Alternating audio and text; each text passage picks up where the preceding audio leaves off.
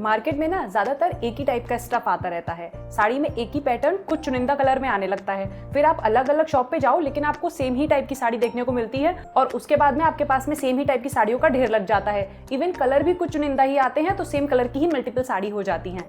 तो best practice तो ये है कि आप ध्यान में रखें कि आप किस टाइप की साड़ियाँ खरीद चुकी हैं और सबसे मेन इंपॉर्टेंट बात कि आप एक कलर का जरूर नोट बनाएं कि आपने कौन से कलर की कितनी साड़ियाँ खरीद ली हैं। हेलो, आप सबका स्वागत है मेरे चैनल पे। नमस्ते। If you are a bride to be then congratulations for your wedding. अगर आप कंफ्यूज भी हो कि आपको शादी के लिए कौन सी साड़ी खरीदनी है और कौन कौन सी साड़ियाँ खरीदनी चाहिए हैं तो आप सही जगह पर हो। आज की वीडियो में हम यही डिस्कस करने वाले हैं कि एक लड़की जिसकी शादी होने वाली है उसको किस तरीके से सभी वेराइटी की साड़ियाँ खरीदनी चाहिए हैं या फिर कौन कौन सी साड़ियाँ तो ज़रूर खरीदनी चाहिए हैं। साड़ियों का डिस्कशन करने से पहले हम ये डिस्कस कर लेते हैं कि आप किस टाइप की फैमिली में आती हैं। टाइप 1 फैमिली जहां पर सूट को ज़्यादा महत्व दी जाती है साड़ियों के कंपैरिजन में, और टाइप 2 फैमिली जहां पर हर इवेंट के लिए एक साड़ी होती है, यानी कि वो फैमिली जहां पर साड़ियों को ज़्यादा महत्व दी जाती है। अगर आप टाइप 1 फैमिली में से हैं तो फिर आप चुनिंदा 1-2 साड़ी खरीद लीजिए, बट हाँ उन साड़ियों को भी आप मतलब हेवी साड़ी खरीदिएगा। बनारसी हो गई, कांजीवरम हो गई, हेवी जरी वर्क की साड़ियाँ, जो भी मतलब अच्छी साड़ियाँ हैं जो सालों साल चलने वाली हैं, वैसी हेवी साड़ी खरीद लो अगर आप 1-2 साड़ी ही खरीदने वाली हो। लेकिन अगर आप टाइप 2 फैमिली में से आती हो, यानी कि आपको लड़के वालों के यहाँ से भी साड़ियाँ मिलेंगी, आप खुद भी शादी के बाद में जो इवेंट आएंगे उनके लिए आप साड़ियाँ परचेज कर रही हो, एक ह्यूज वेराइटी ऑफ साड़ी आप कलेक्ट करने वाली हो। कैटेगरी 1 में रखी है मैंने heavy and most expensive saris. जो भी आपकी सबसे ज्यादा आप महंगी साड़ी खरीदना चाहती हो वो साड़ियों को आप कैटेगरी 1 में रख सकती हो। जैसे कि आपकी हो गई बनारसी साड़ी, सिल्क साड़ी, सांबलपुरी साड़ी, पटोला साड़ी, ये सब एक्सपेंसिव साड़ीज में से होती हैं और इन्हें आप कैटेगरी 1 में रख सकती हो। आपको लग रहा होगा ये सिल्क की साड़ी और ये बनारसी साड़ी, इन सबको इतना क्यों बूस्ट किया जा रहा है, इनकी इतनी हाइप क्यों है। मैंने रिसेंटली एक वीडियो शेयर करा था जिसमें मैंने अपनी मदर इन लॉ की एक बनारसी साड़ी, जो 30 साल पुरानी बनारसी साड़ी है, वो शेयर करी थी। आप जाके उसको चेकआउट कर सकते हो। कांजीवरम, संबलपुरी, जो भी सिल्क के फैब्रिक के ऊपर बनती है ना, वो साड़ी आपकी सालों साल चलती हैं। इस वजह से हम उनको ज़्यादा प्रमोट करते हैं कि उन साड़ियों को परचेज करा जाए। सालों साल वो ऐसी ही रहती हैं और जनरेशन टू जनरेशन पास भी करी जा सकती हैं। इसके अलावा आप इसमें ले सकती हो जरी वर्क की साड़ी या फिर जॉर्जेट पे हैवी वर्क वाला जो आता है काम, वो ले सकती हो। बट जरी वर्क की साड़ी आप तभी पिकअप करिएगा जब आपको कुछ गारंटी वारंटी मिल रही हो उन साड़ी पे। अदरवाइज इतनी महंगी साड़ी में तो इन्वेस्ट करने का बनता ही नहीं है अगर काम कुछ दिनों में काला ही पड़ जाने वाला है। चांदनी चौक में कुछ ऐसे शॉपकीपर्स हैं जो आपको ये मेक श्योर कराते हैं कि ये काम जो है वो कुछ सालों तक, मतलब वो डेफिनेट टाइम बताते हैं, 10 साल 5 साल के, इतने सालों तक ये काम काला नहीं पड़ेगा।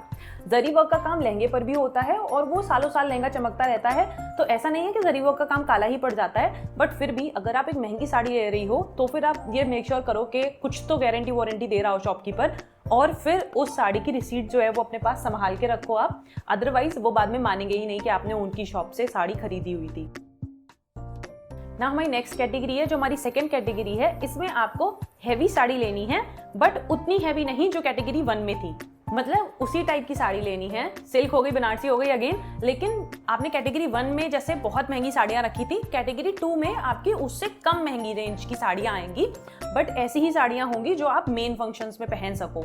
जैसे कि कैटेगरी 1 वाली जो साड़ी है ना, वो आप किसी की भी मेन शादी के फंक्शन में पहन सकती हो।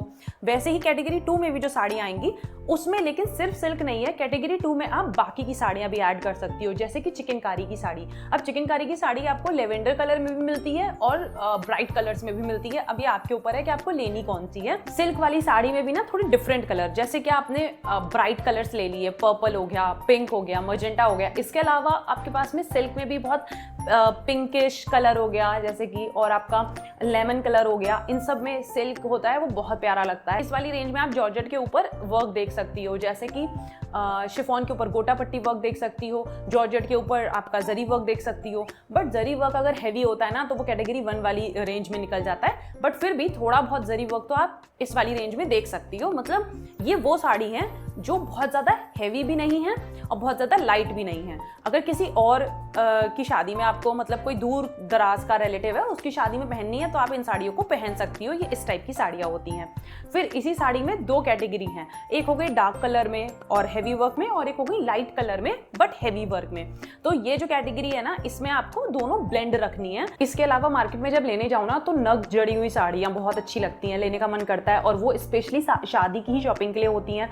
तो ऑब्वियसली आप वो लोगी तो वो इस कैटेगरी में जाएंगी। साड़ी 5.5 मीटर की होती है, पूरी साड़ी पे नगनगीने का वर्क है, उसके साथ में बाकी वर्क है, तो साड़ी काफ़ी एक्सपेंसिव निकल जाती है और इसलिए मैंने कैटेगरी 2 में उसको रखा हुआ है। लेकिन होता क्या है ना कि साड़ी में नग लगा है, आप बार बार साड़ी जब पहनोगी उसको तहा के रखोगी, पहनोगी तहा के रखोगी, उसके नग गिर जाएंगे। नहीं तो सिर्फ साड़ी पैक रखे रखे ही उसके नग काले पड़ जाएंगे। इस टाइप की साड़ियों को ना जल्दी जल्दी पहन लेना चाहिए है और इसको इसी रेंज में लेना चाहिए है कि बहुत ज़्यादा महंगी नहीं ली, ताकि अफसोस ना हो कि अरे मैंने तो बहुत एक्सपेंसिव साड़ी ले ली थी ये वाली।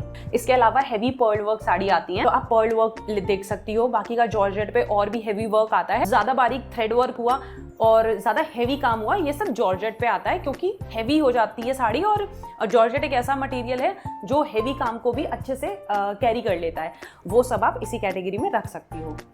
वीडियो को बहुत लंबा ना करते हुए मैंने इस वीडियो में इतनी ही कैटेगरी एक्सप्लेन करी हैं। पार्ट 2 में हम अपनी बाकी की कैटेगरीज डिस्कस करेंगे। आज के लिए इतना ही, हम मिलेंगे अगली वीडियो में। तब तक के लिए share the love with your family, take care of yourself, नमस्ते।